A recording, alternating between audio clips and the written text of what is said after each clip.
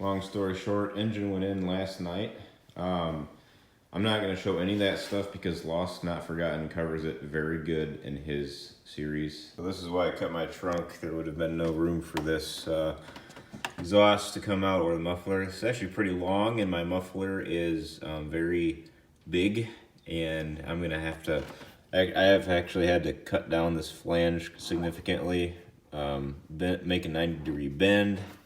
And also the cross pipe, it's not there right now, but the crossover pipe was way the wrong size, and I had to cut it into 3 different pieces and clock it totally differently in order to get it to fit.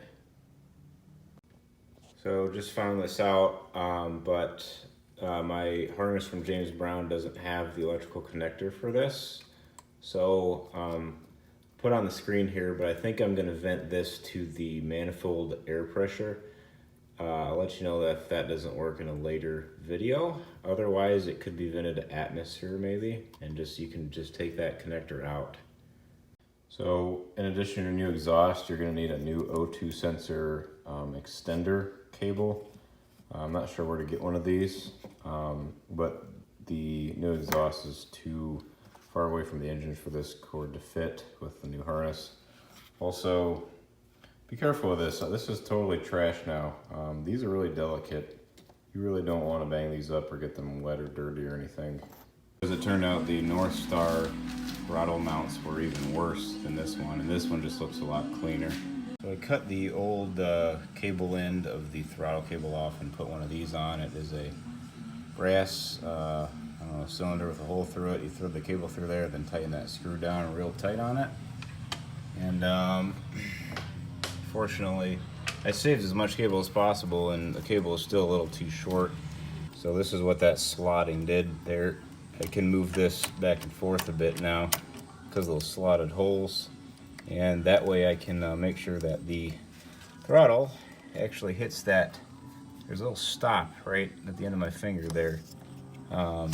It needs to hit that stop, or else you're going to have a little bit of air going by and escape, or it's not going to idle. Then here's how I terminated that. I just put a zip tie around this plastic North Star throttle. I don't really like this. I wish it was different, but it seems to work okay.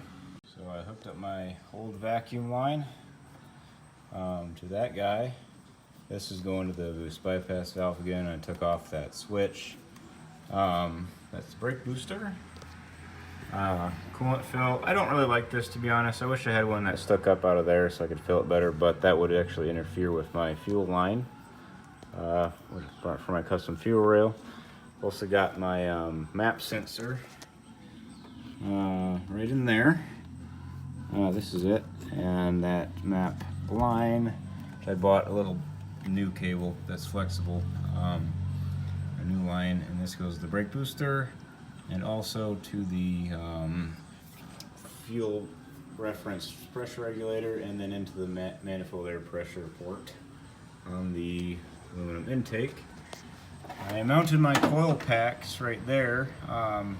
That's actually really nice. Measure twice for sure. I ended up riveting them down. You have to rivet the base plate and then screw those through the connector plate. Gonna make a O2 sensor connector extender because it won't fit my huge headers. Here's where I ran the fuel. So the fuel is right, that is the return, and that actually goes to the original Furo line. It's only about 2 feet of hose down to the Furo line. It's somewhere down there. And then here is the supply, and I have that routed, actually you can see it there, going to do again the original Furo fuel line. Decided that because I just wanted to keep this stuff out of the way, and I discovered that if I had my fuel line coming out of the stock filter position, it would have been right on the hose, so I wanted to keep it away. Sorry, it would have been right on the belt, so I wanted to keep it away from the belt as good as I could, and also away from the exhaust as much as I could. So I decided to bring them around this way, and it just made sense to keep the stock lines. You could also maybe use some self-tapping screws to screw that plate in. Just like I said, make sure that the coil packs fit before you screw it down permanently. Down in there is the fancy shifter. And I actually have a shift repair kit I might put on that, but then I have to drill out that stud for my fancy shifter that I bought. I'm just gonna see if it's gonna pop off or not. And in the firewall, there is a nice little, actually there's a bunch of these little loops and screw holes. And I just try to use that to get my cabling as far away from the exhaust as possible. And through there you see some harness and you see the throttle cable, and you also see the shifter cable through that loop. So down here is my coolant.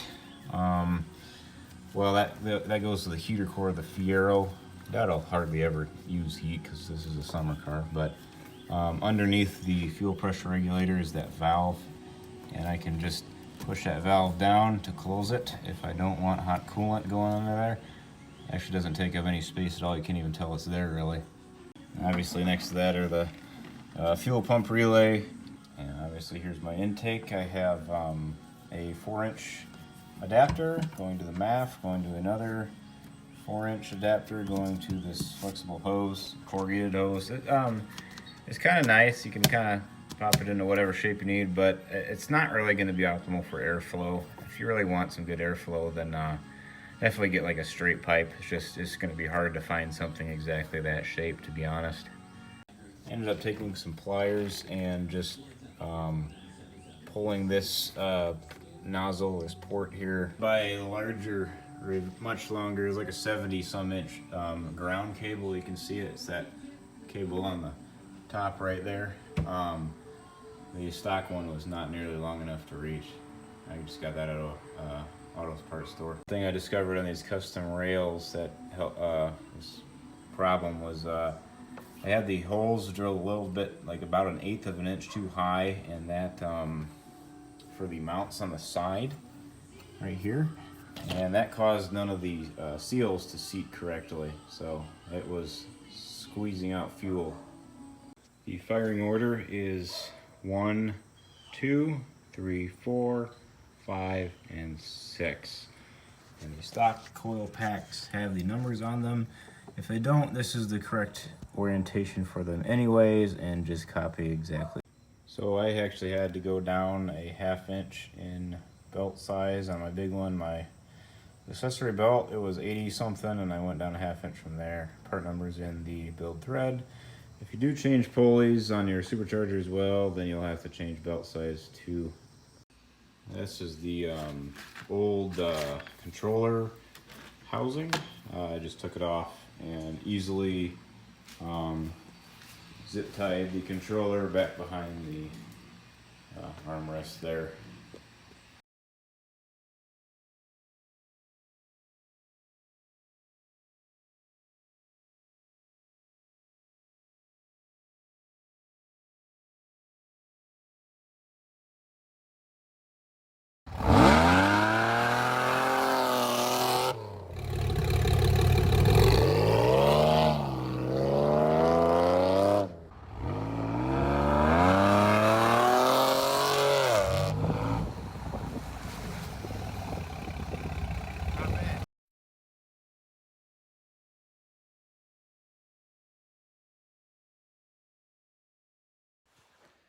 Well, it's already cold again, and the Pontiac is still leaking coolant out of the head bolts, so that means I'm gonna get to pull the engine back out over the winter and seal it up with some real sealant. Again, avoid that ARP crap. It's no good. They even say it doesn't work on half of GM stuff. So yeah, I have that to look forward to, but overall I'm pretty happy with it. It seems like it's, I don't know, 20 or 30, 30 to 40 horse more than the stock M90 with, or the Gen 3 M90 with only a 3.4 inch pulley. So I'm happy with it. It's definitely faster, easier to peel out. Next video probably won't be until the spring unless I have some crazy repair video or how to that I come up with over the winter. Don't like working in the cold, so hopefully in the spring I will take a racetrack video. I'll take it down to the 1/4 mile and see what times I get with possibly both E85 and a 2.8-inch pulley, and just keeping my regular 93 with a 3.4-inch pulley that I drive daily. See you next time.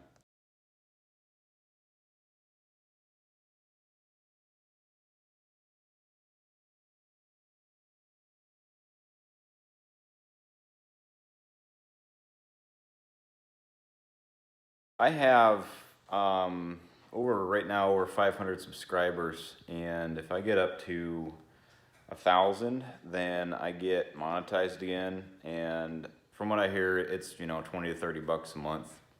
Good amount of money I can put towards the car. Might help me get motivated to keep making videos like this. So please hit that subscribe button. That really helps me out a lot. Thanks. And also, I'm willing to answer any questions you've got. Throw it at me in the comments or on Facebook or anything. Any way you can figure out how to reach me.